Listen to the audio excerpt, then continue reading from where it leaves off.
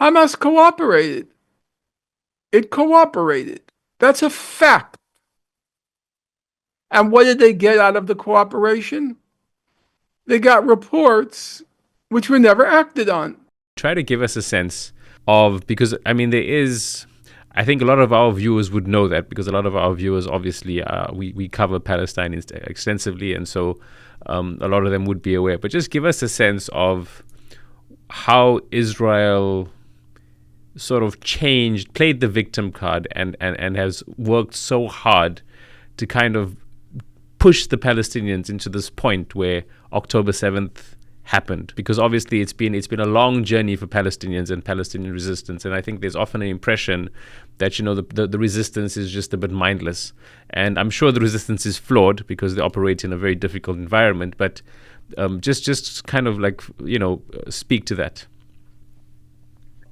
Well, you put a severe limitation on me. You said be brief. Okay, be a bit brief, not too brief. That's like a death sentence. Um, where does one begin? I think the best place to begin, people can disagree, obviously. I think the best place to begin is 1948. And 1948 represents the climax of a project that began at the end of the 19th century. The climax is the formation of the State of Israel. In the course of Israel's formation, about 90% of the population of what became Israel is expelled. It's about, the rough estimates are about 750,000 Palestinians are expelled. Of those 750,000, approximately 270,000, 300,000 end up in Gaza. And so that's the first fact that we have to always bear in mind, that Gaza is overwhelmingly a refugee population, refugees and their descendants, who under international law, the descendants are also classified as refugees. Gaza is also overwhelmingly a child population. It's about 48% children. Now, again, I'm often accused, I believe, incorrectly, of being extreme in my language or of being exaggerating in my language. So I will refer to what others have said. One of the striking things when you go back to the beginning of the creation of Gaza as we know it is that one outside observer one after another, they routinely refer to Gaza as a concentration camp. Now, that's not me. And it's not as if memories of World War II have been obscured. We're talking about right after 1948. So you talk about the chief UN representative in Gaza. His name is E.L.M. Burns, and he writes a memoir. And he says, well, there's not starvation that's in the streets. You don't see starvation in the streets. But he said, Gaza's a huge concentration camp on the sand. That's what it is. By the way, Israelis in all sectors of Israeli life refer to Gaza under Egyptian administration. We're talking about between 1950 and 1967. When it's under Egyptian administration, Burns calls it a concentration camp. The Israelis keep referring to it as a concentration camp. Then in 1967, in July, the father of Al Gore, people will remember as the American who ran for president in 2000, his father was also a senator. He goes to Gaza. He comes back, reports. Now it's under Israeli rule. It's after 67. He comes back. He reports to Congress, and he refers to Gaza as a concentration camp. Then, in 2002, a senior Israeli sociologist, Baruch Kimmerling, he writes a book on the on the occupation when Ariel Sharon was the prime minister. He describes Gaza as, quote, the biggest concentration camp ever. In 2004, the then head of the National Security Council, Gira Island, who's still around, he's playing a most nefarious role the past 15 months during the Israeli genocide in Gaza. How did he describe Gaza? Quote, the head of the Israeli National Security Council describes it as, quote, a huge concentration camp. That was Gaza. Now, in 2006, Hamas wins the parliamentary elections. The parliamentary elections, incidentally, which President Bush demanded. It was the era of what was called democracy promotion after the Israeli-U.S. attack on Iraq. And they demand elections. Hamas doesn't want to participate because it says this is part of the Oslo process, what began in 1993. We don't want to have anything to do with Oslo process. We don't want to have anything to do with these elections. It's all a facade for Israeli control. Well, they're finally persuaded to participate in the elections. And in elections, according to Jimmy Carter, the American president who just passed away, he described the elections as completely honest and fair. And lo and behold, Hamas wins. Immediately as it wins, elections which the U.S. government demanded, immediately as Hamas wins, Israel imposes this brutal economic blockade on Gaza.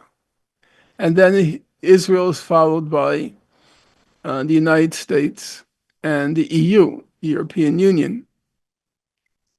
And now at this point, Hamas engages because it's an elected government.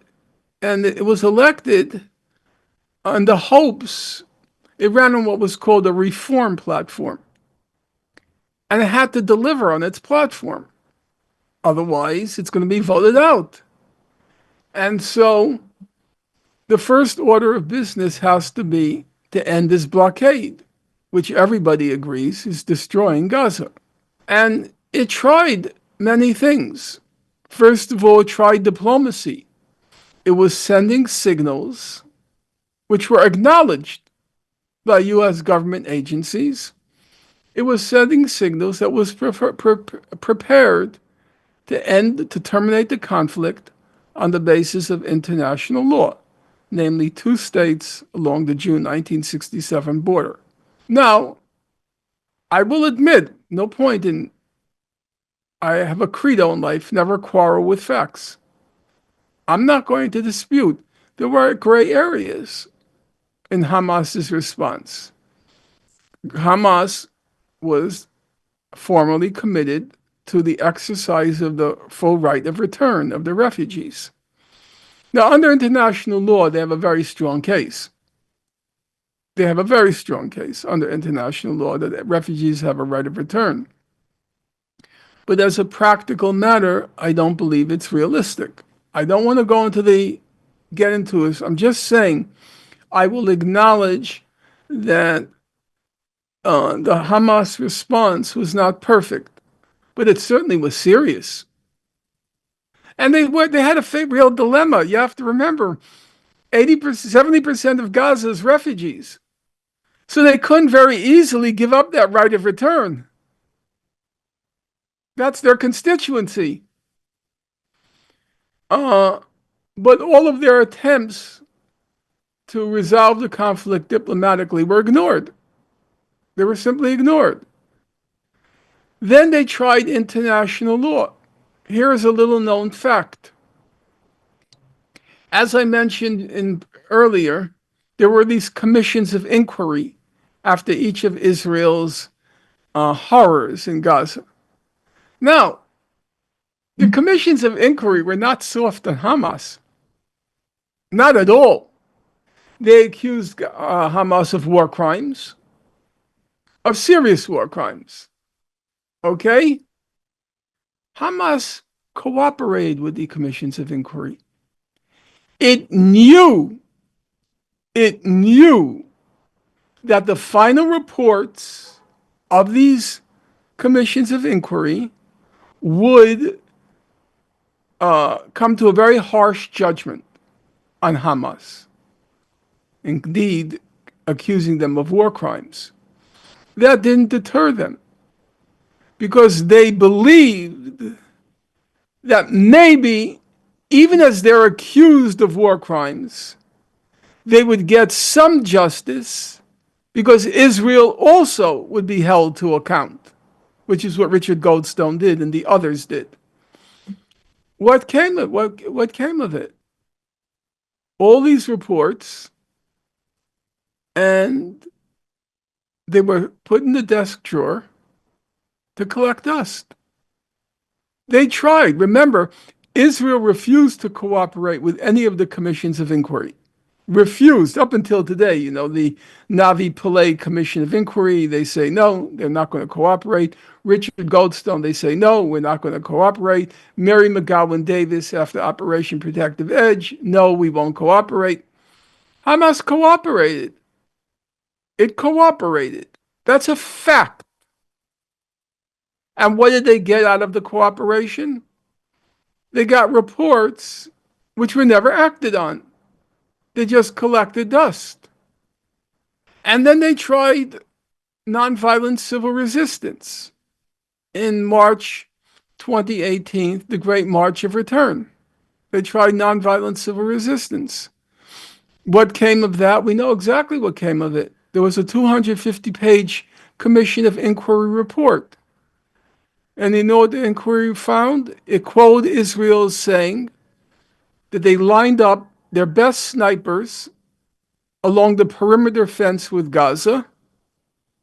The Israelis said every bullet fired hit its mark. That's what they said. Every bullet fired by these top snipers hit their mark. Who did they target?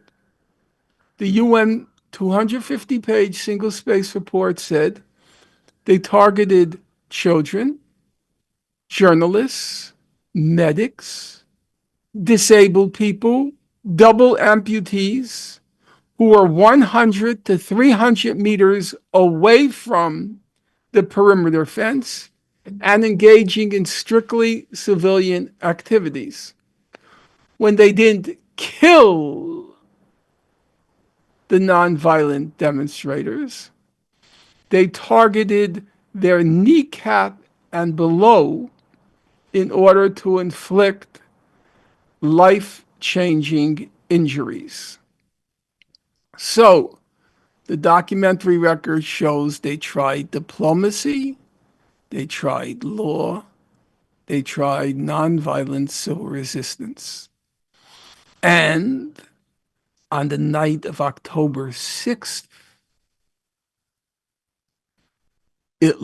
Gaza had vanished from the news. I know because I abandoned Gaza. I gave up after chronicling it in minute detail for more than a decade. I reached the conclusion this is pointless, it's worthless, it's hopeless, time to move on. I wasn't proud of that decision. There was an element of shame in that decision, but I made it. And it looked as if the Abraham Accords would extend to Saudi Arabia, and the people of Gaza would be left to die in that concentration camp. The young men who burst the gates of Gaza on October 7th, they were all around 20.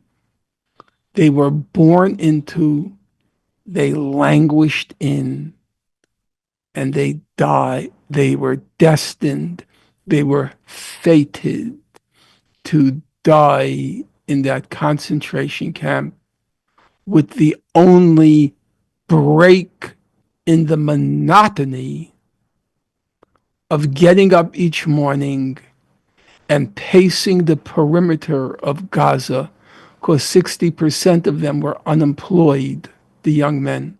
60% were unemployed. The only break in the monotony of their existence was the periodic high-tech killing sprees, Israel's mowings of the lawn in Gaza. And they were born into, they languished in, and as of October 6th, they had been abandoned by the whole of humanity without exception, and they were destined to die there. Those who want to criticize them, in my opinion, they have to first show me what option did they have that they didn't exploit.